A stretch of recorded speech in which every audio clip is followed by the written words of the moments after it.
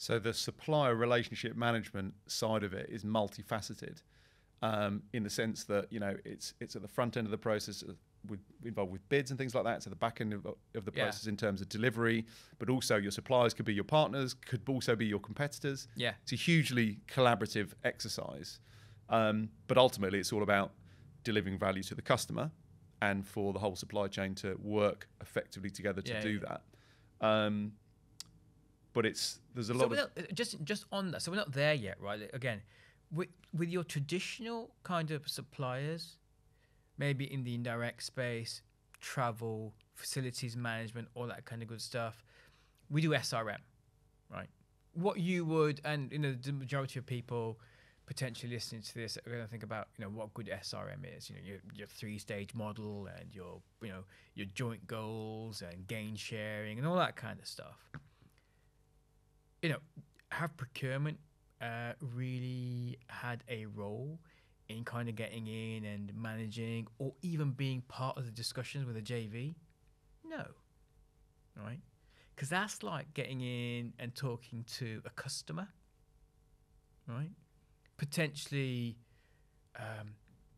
that's when you're talking to corporate development. You kind of extending the boundaries of procurement into areas that we really, in my previous career, I've never been in, which is, how can I work with you together to win more business? That's corporate development. And I think it requires a different skill set, totally different mindset. But we need to have a history of success in these kind of ventures, in these kind of areas, for frankly some of the senior stakeholders in our business to trust us to have those conversations. We're creating that pipeline. And at some juncture, I am going to say, I want to be allowed to talk to that supplier, customer /JV or whatever it is, but we're just not there yet. I can see how that's very much an evolution. And I think the industry and the type of work that WSP do, it pushes that, accelerates that evolution with those type of conversations. But I've always thought, I've said it before, and no doubt I'll say it again, but I feel like procurement sits at an amazing kind of juncture within most organizations in terms of their visibility of data and feedback. So you can see what's going on inside the organization, you can see what's going on with the external capacity, and you can also see what the external capacity think of what's going on inside the organization and vice versa. So you're privy to a lot of information where you can get involved with that. And that again ties into the kind of the value conversation. You've absolutely hit the nail on the head. And one of the reasons and one of the levers to use for us to kind of have those conversations is because I've asked the question, so who owns this relationship with this JV across WSP? And normally the answer is, well, no, we do it by business unit. So the 4 business units. So we'll have someone who manages this relationship for, property and buildings. We'll have someone managing this relationship for transport and infrastructure. But rarely, very rarely, do you have someone who says, right, what are we doing with this organization across the piece? And I just absolutely think, because we have the data and we sometimes have those relationships where we can do that. But again, it just goes back to the fact that you need to kind of have that history before people kind of start trusting you with that. We do that for all our indirect spend. We do it for some of our direct spend. And we're really talking about the big boys here now, the big kind of meaty, really strategic suppliers to our organisation.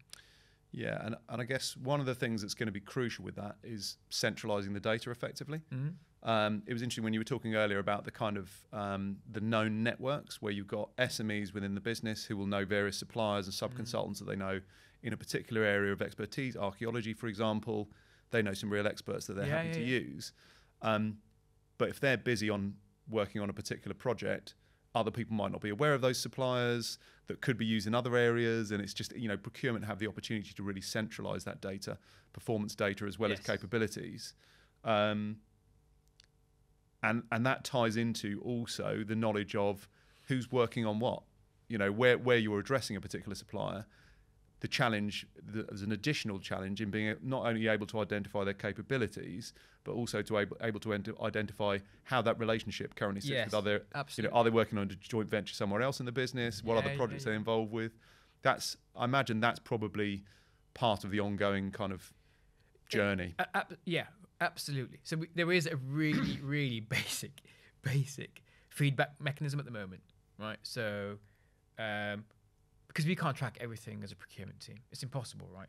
So what we say is, if you do have feedback about good experience or bad experience, send it to our supply chain team, and they'll log it. You get enough of those. You get enough information to say this supplier actually was just not great. We'll block them, right? Because why would I want someone else to have a poor experience who's trying to buy services in a particular area in WSP? So we'll block them. But that data, and I think you're kind of alluding to it, it's in silos. Yeah. Right? That data is not connected to my supplier master data. My supplier master data is not connected to my SRM information. Right? My spend data is sitting in a separate bucket as well. And at some juncture, it'd be great just to have all this management information, which I can then pull out from one source. Yeah. And then present that not only to my category managers and my team, but to the senior most leaders in the organization, right? Because that is more power to the argument we were talking about previously. Is this is why I should be playing in this area, because I've got all this data and I've got all this visibility, and I can give you what potentially no one else in the organization can.